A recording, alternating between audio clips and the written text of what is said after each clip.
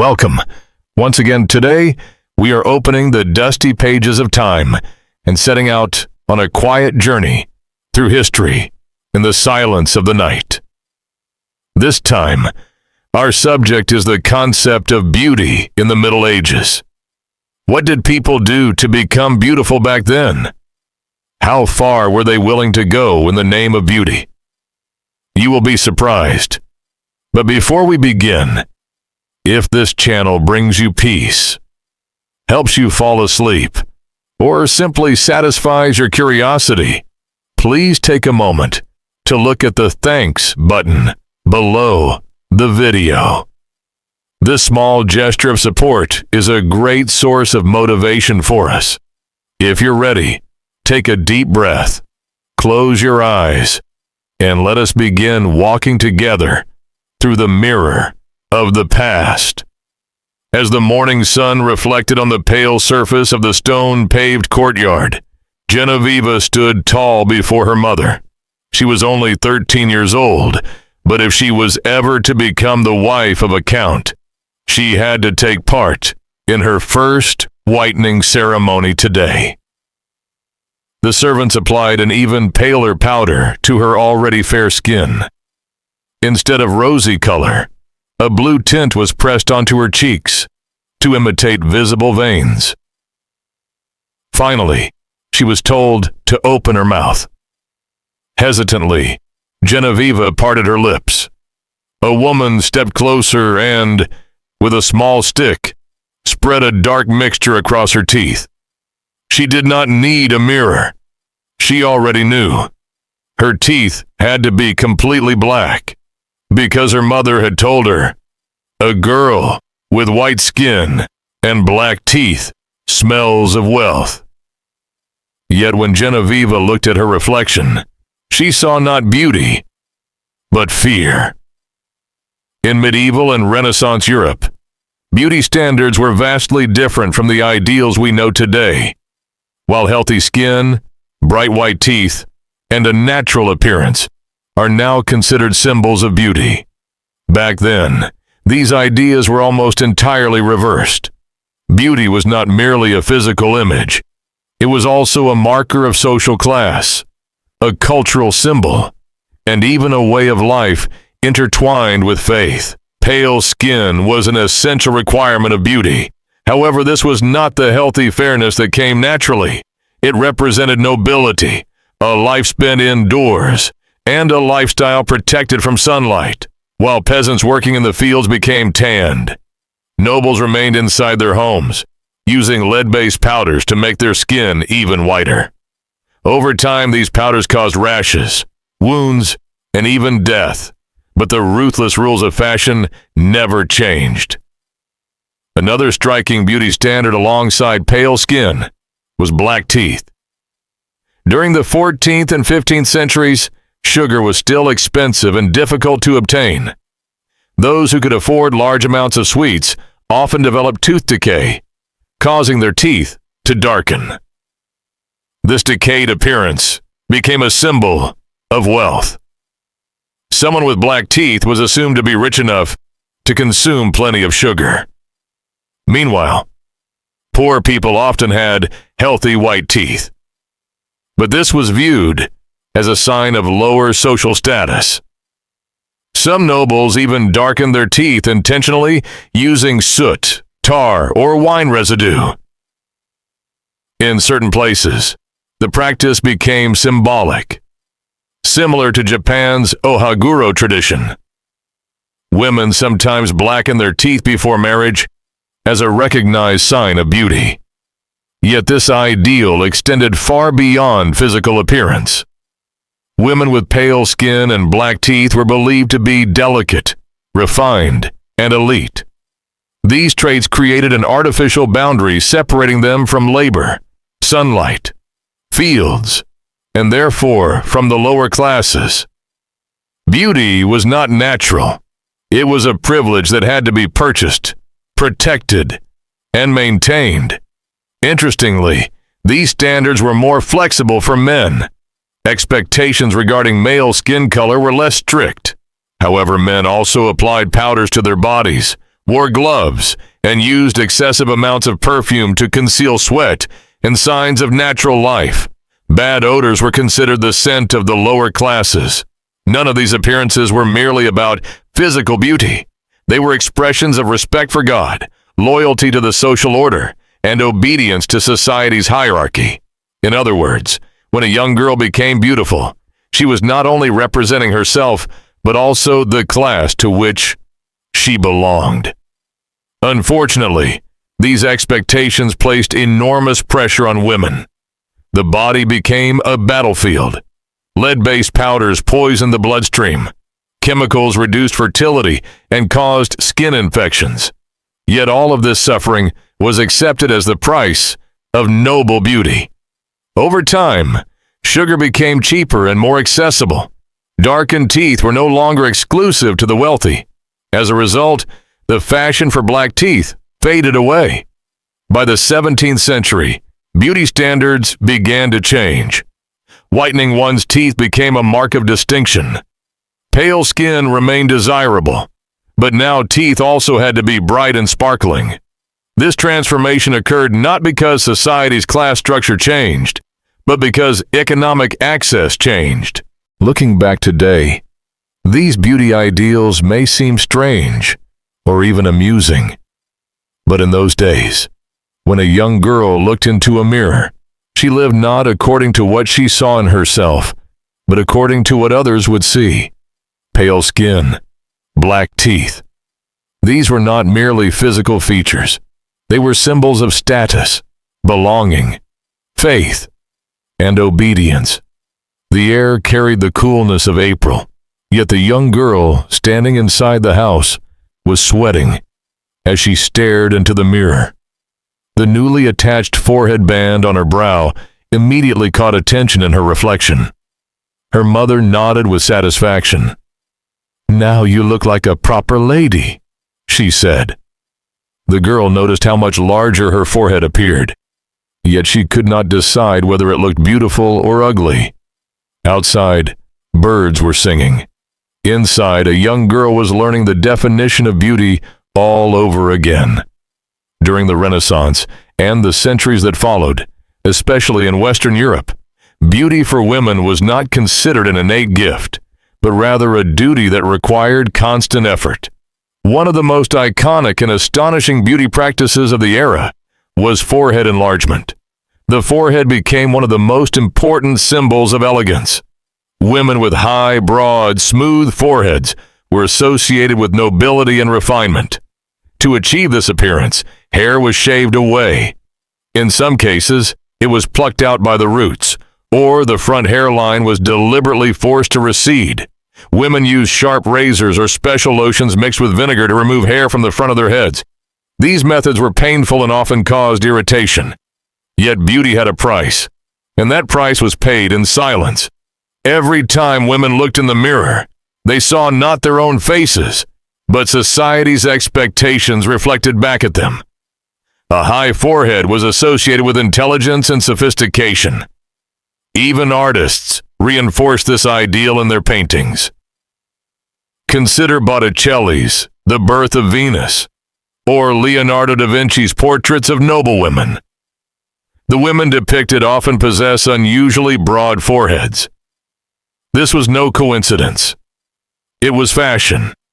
And this fashion left psychological scars, as well as physical ones.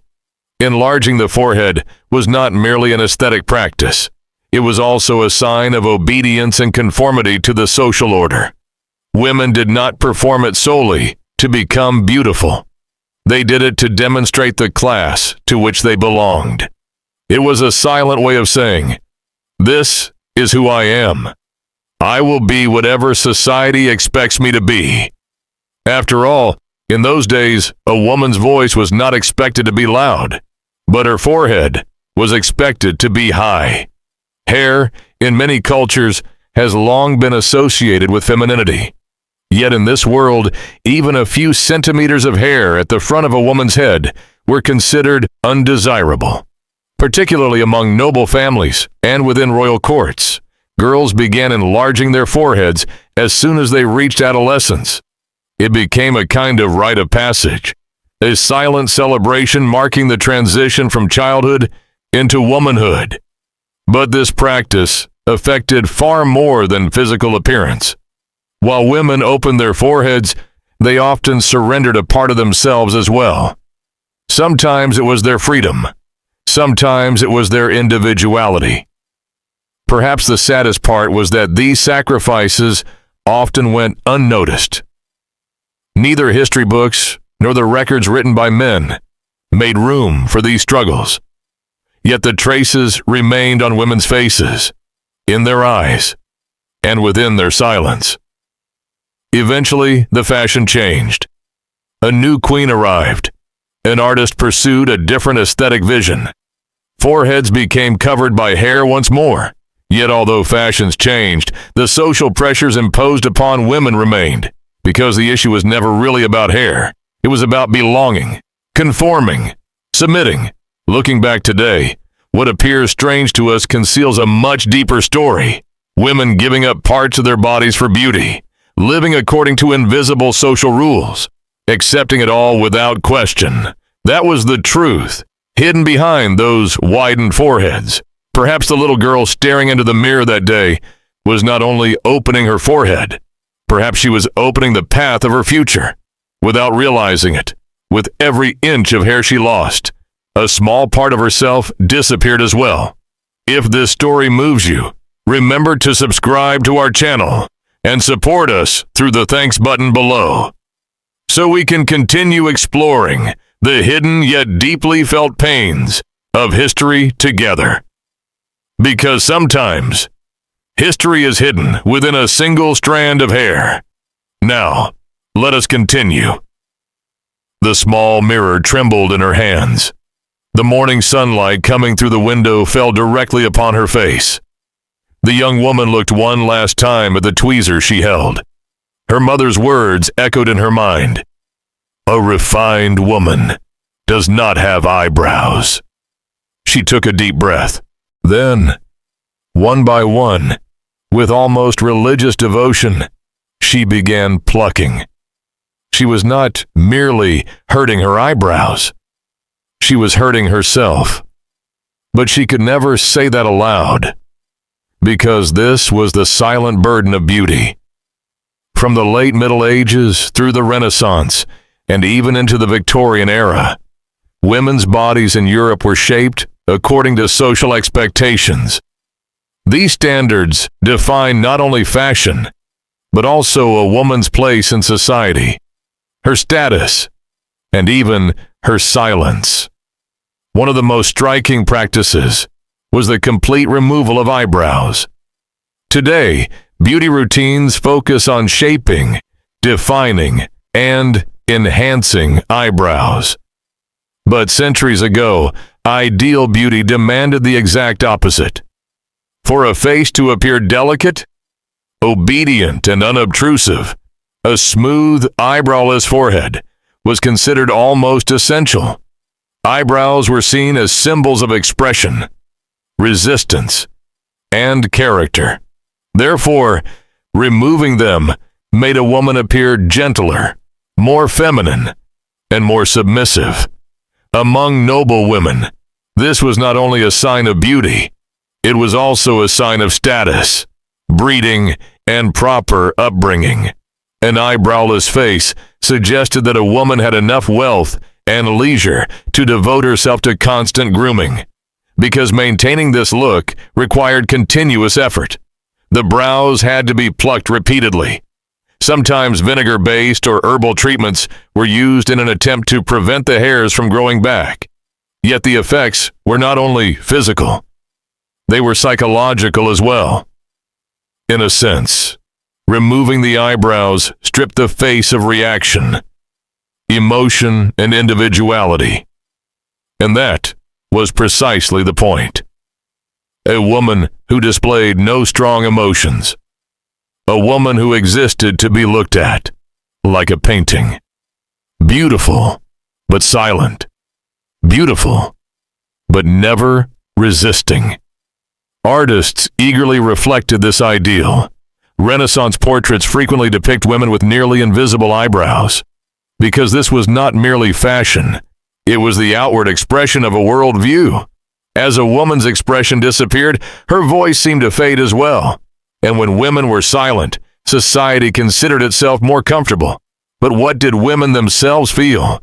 Some accepted the tradition.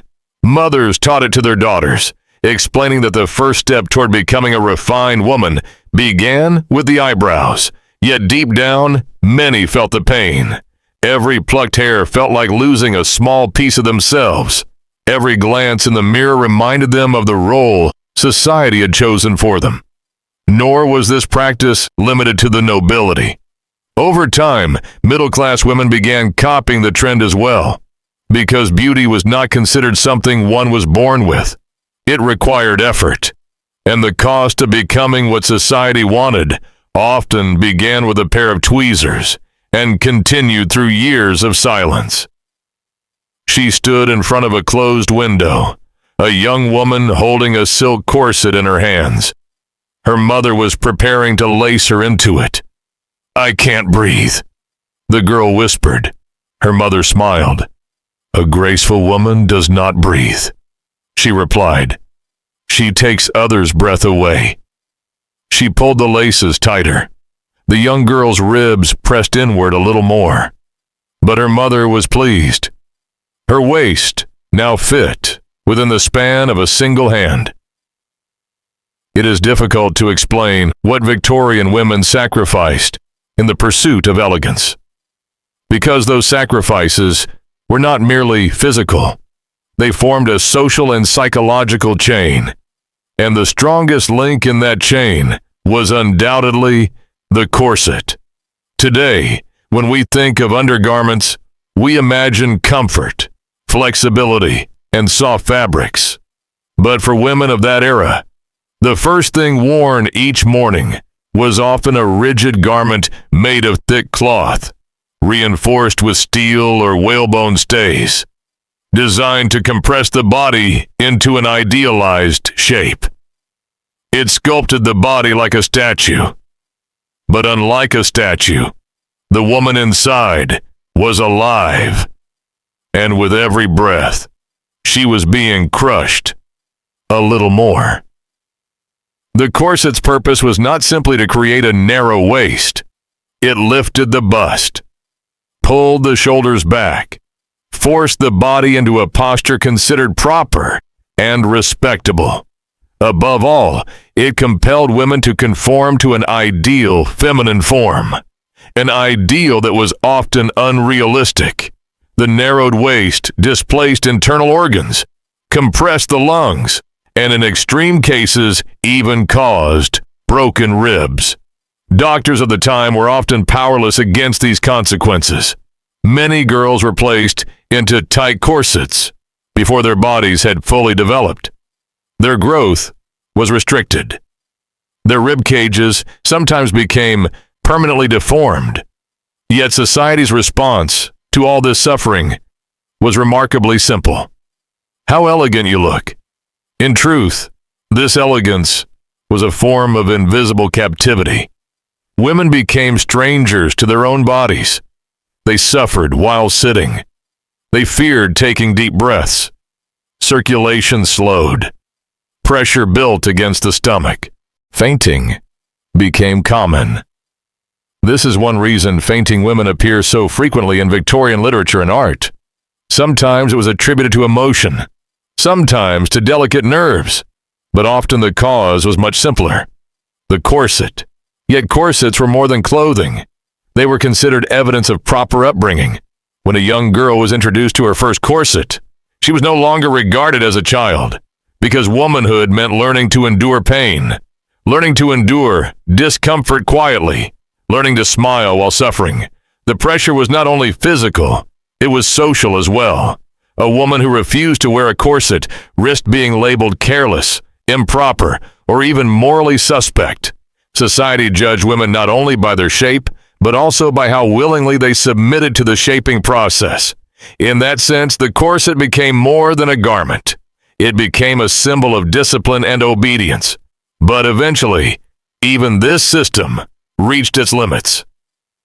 As the 20th century approached and women's rights movements gained strength, women began questioning the traditions that had confined them.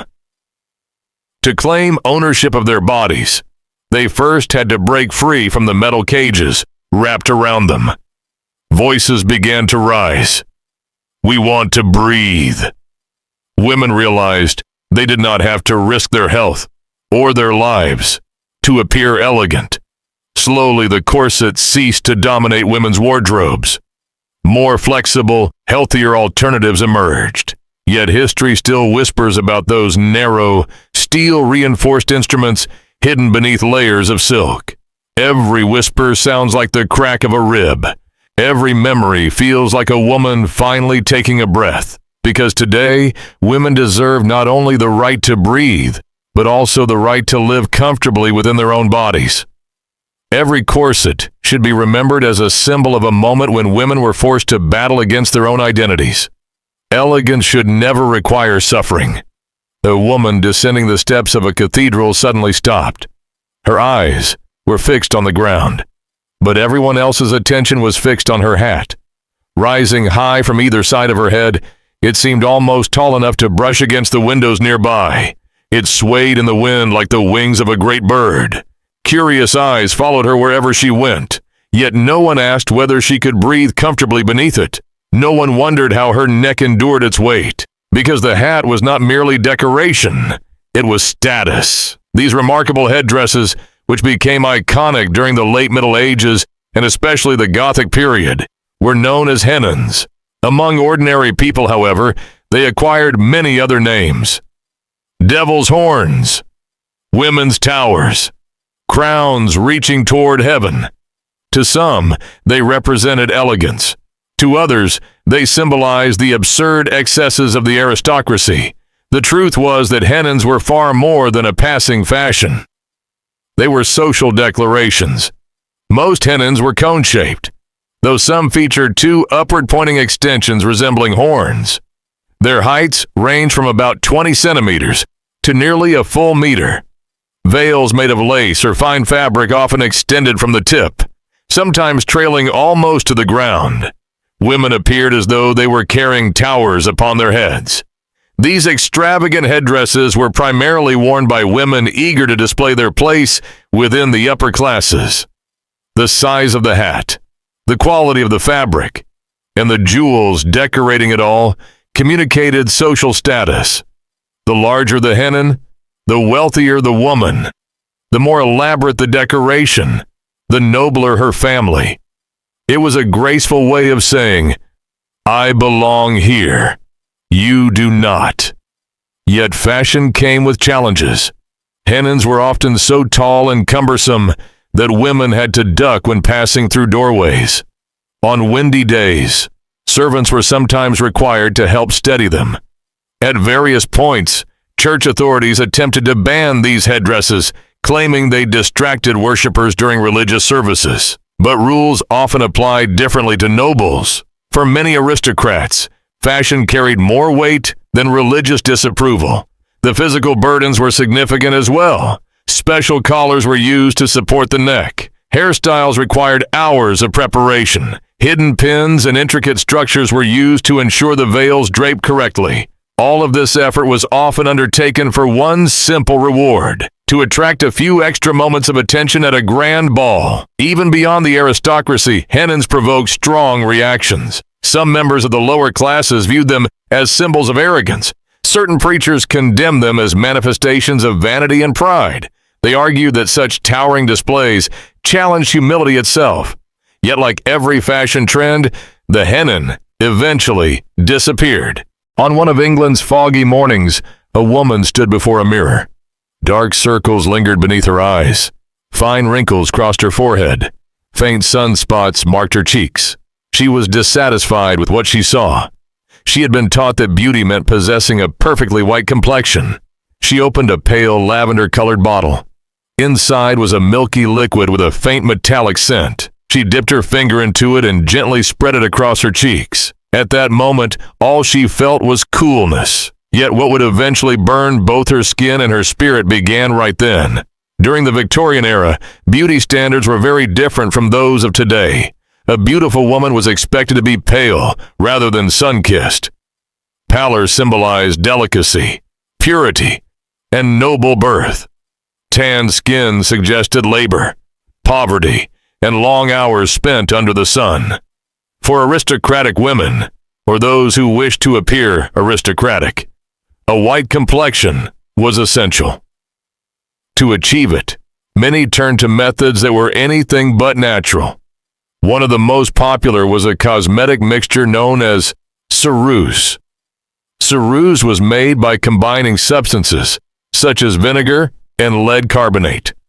In other words, women were applying lead directly to their faces. At first, the results appeared impressive. The skin looked smooth, radiant, and almost porcelain-like. But beneath the surface, the damage had already begun. The mixture slowly burned the skin. It clogged pores. It destroyed skin cells. Over time, it could even cause jaw deterioration and tooth loss. Surprisingly, lead-based cosmetics were not limited to ordinary women. They were widely used among royalty as well. One of the most famous examples was Elizabeth I. Historical accounts suggest that she frequently relied on ceruse to maintain her iconic pale complexion. Over the years, her skin reportedly became almost wax-like in appearance. The cracks and imperfections caused by years of cosmetic use were even reflected in some portraits of the period. Yet society continued to view her as a symbol of elegance. The danger extended far beyond the skin. Lead penetrated beneath the surface. It entered the bloodstream. It damaged the nervous system. Women who used these products often suffered from headaches, blurred vision, breathing difficulties, and even miscarriages.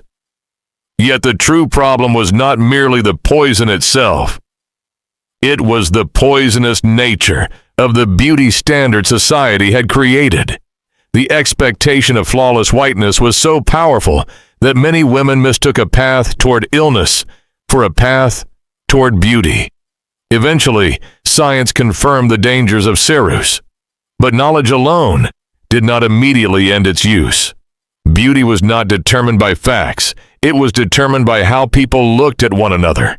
To earn those approving glances, women willingly risked their health. They stood before mirrors decorated with lead and accepted the possibility of decay. The obsession with pale skin extended beyond makeup. Various drinks and herbal mixtures were also marketed as complexion-enhancing remedies. Many contained dangerous ingredients such as opium, arsenic, and mercury. Women were not merely poisoning their faces. They were poisoning their entire bodies. Today, beauty aisles are filled with cosmetics and skincare products. Back then, women often faced what were essentially chemical disasters, disguised as beauty treatments. For many women of the era, beauty was not simply about appearance. It was tied to survival, to marriage, to social acceptance, to opportunity.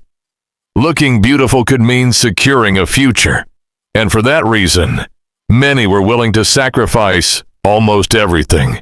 When we compare that world to our own, the similarities can be unsettling.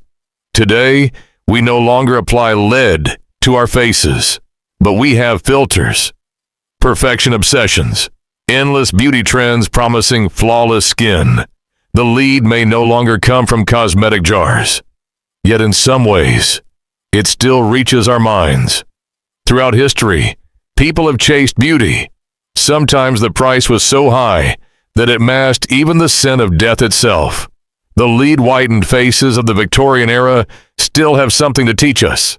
Elegance can sometimes be poisonous, and every generation that accepts beauty standards without question eventually creates its own version of lead. In a grand manor lined with mirrors, a woman sat brushing her hair with a silver-handled comb. Beneath layers of powder and perfume lay her pale skin. A servant approached carrying a basin of water and a piece of soap. The woman raised an eyebrow. "Don't touch that," she said. "I am receiving guests today."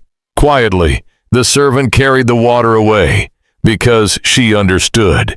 In that household, roses and perfume mattered more than soap and water. And cleanliness did not always mean elegance. Strange as it may seem today, cleanliness and beauty have not always gone hand in hand. Throughout much of European history, from the late Middle Ages through the Renaissance and into the Victorian period, being clean was sometimes viewed as a habit of the lower classes. While perfumes filled palaces, noble residences, and grand ballrooms, it was not uncommon for hands and faces to remain unwashed for weeks. Many members of the upper classes regarded water with suspicion. According to prevailing medical beliefs of the time, water opened the pores and allowed disease to enter the body. Bathing was therefore considered risky. In addition, heating and transporting water required time, labor, and servants. It was a luxury. Rather than relying on bathing, the aristocracy developed alternatives. The most important of these alternatives was perfume, lavender, rose oil, musk. These powerful fragrances were applied liberally to areas of the body that rarely encountered soap or water. Clothing was scented. Rooms were filled with fragrant burners. Scent became a substitute for cleanliness. To smell pleasant was to appear refined. Few people discussed what might be hidden beneath those fragrances. Cosmetics served a similar purpose. Powders, creams, and coloring agents concealed dirt and skin problems. Some women went weeks without washing their faces, simply adding fresh layers of cosmetic products over old ones. Hair was brushed, but often not washed. Special scented combs and brushes distributed oils throughout the hair, rather than removing them. Ironically, servants and laborers often washed themselves more frequently because their work required it. They sweated. They spent time outdoors. They handled dirt and physical labor. The people considered dirty were often cleaner than those regarded as elegant. That is how far beauty and cleanliness had drifted apart. In fact, some noblewomen considered excessive washing harmful to beauty. They believed water would damage the skin's delicate balance, fade the complexion, and even accelerate aging. A pale face covered with powder was seen as more attractive than naturally clean skin. This belief was reinforced by fashion, medicine, and social expectations. Beauty became a performance, and perfume became the curtain-hiding reality behind the stage. Even kings and queens participated in this culture. Historical accounts often mention rulers who bathed only a handful of times throughout their lives. While some of these stories may be exaggerated, they reveal an important truth. Cleanliness was not always associated with prestige. Appearance mattered more than hygiene. What people saw mattered more than what was actually there. Looking back today, it is easy to laugh at the contradiction. Yet perhaps every era has its own version of perfume.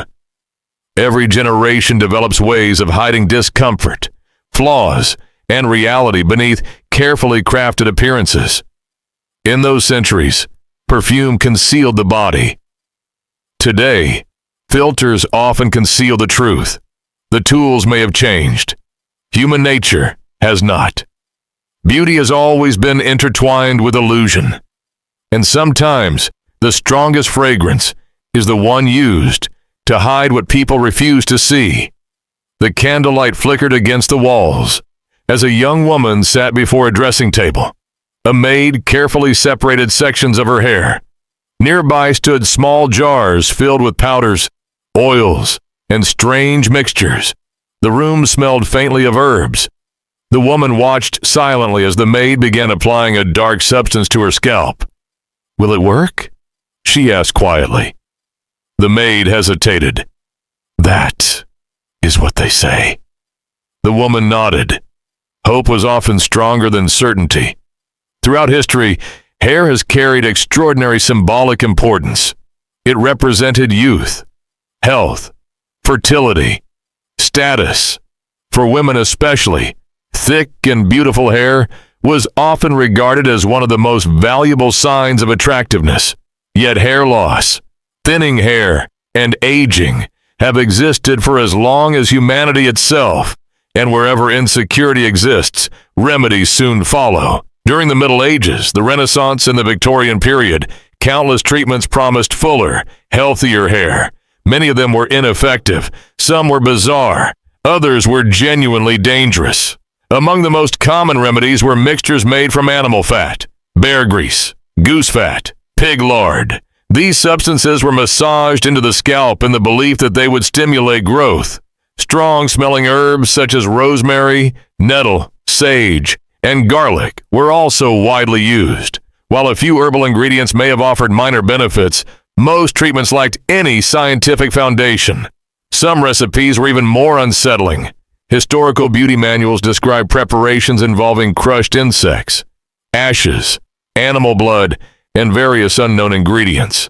The logic behind them often relied on superstition rather than evidence.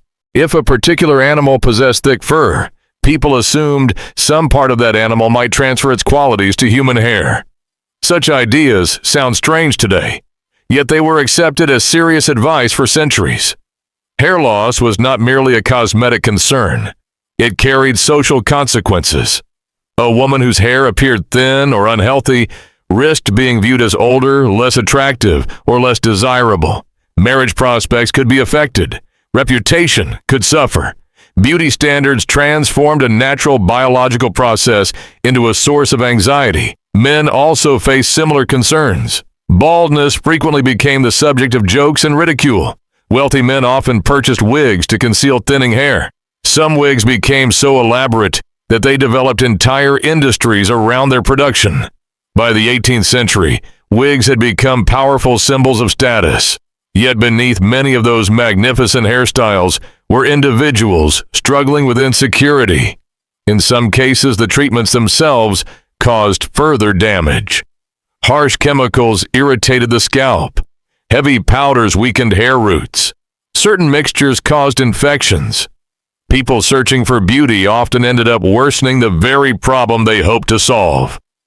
But perhaps the most fascinating aspect of these remedies is how familiar they still feel. Modern advertisements continue to promise miraculous transformations.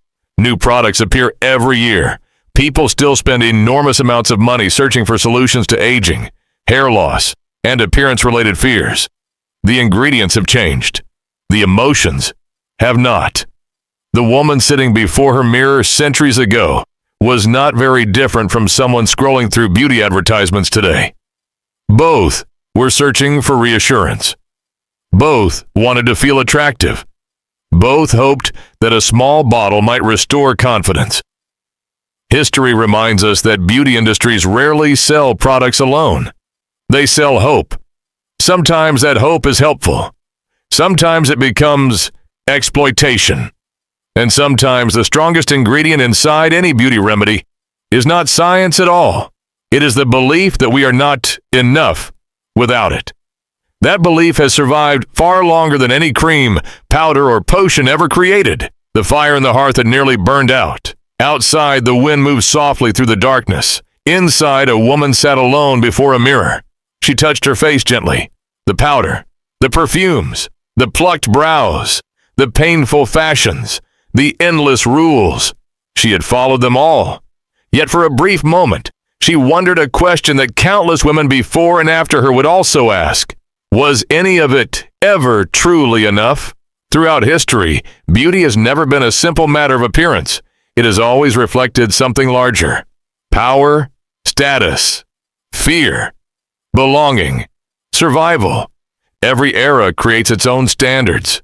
Every generation invents new rules, and every society finds ways to convince people that happiness lies just beyond the next transformation.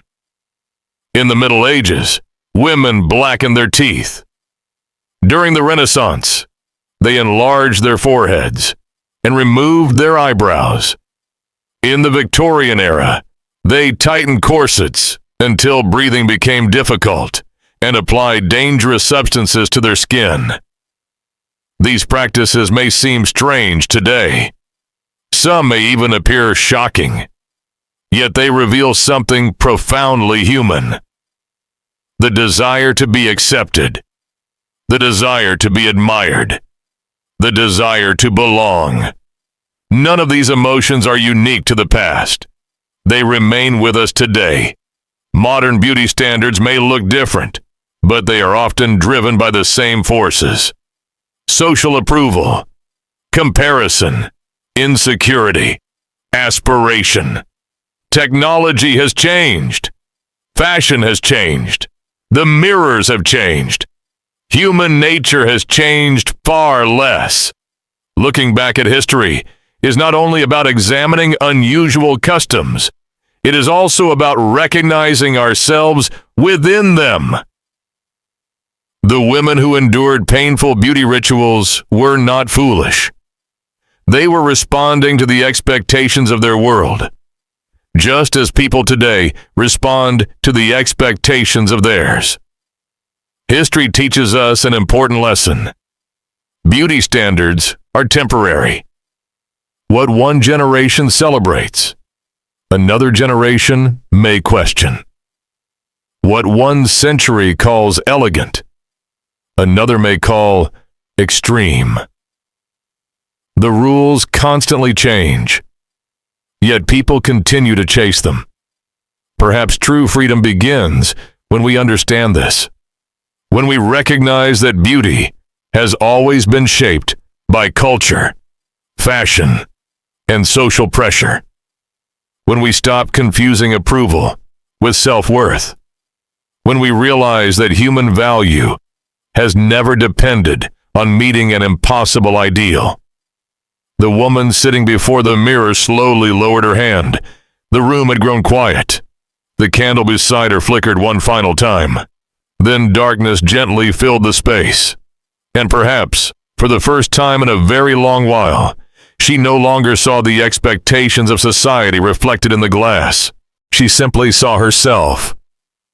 Thank you for joining this journey through the hidden beauty standards of history. If you enjoyed this exploration, consider subscribing, leaving a like, and supporting the channel through the thanks button below. Your support helps us continue uncovering the forgotten stories, unusual customs, and remarkable lives hidden within the past. Until next time, rest well. And remember, history is never as distant as it seems. Sometimes it is waiting quietly inside the mirror.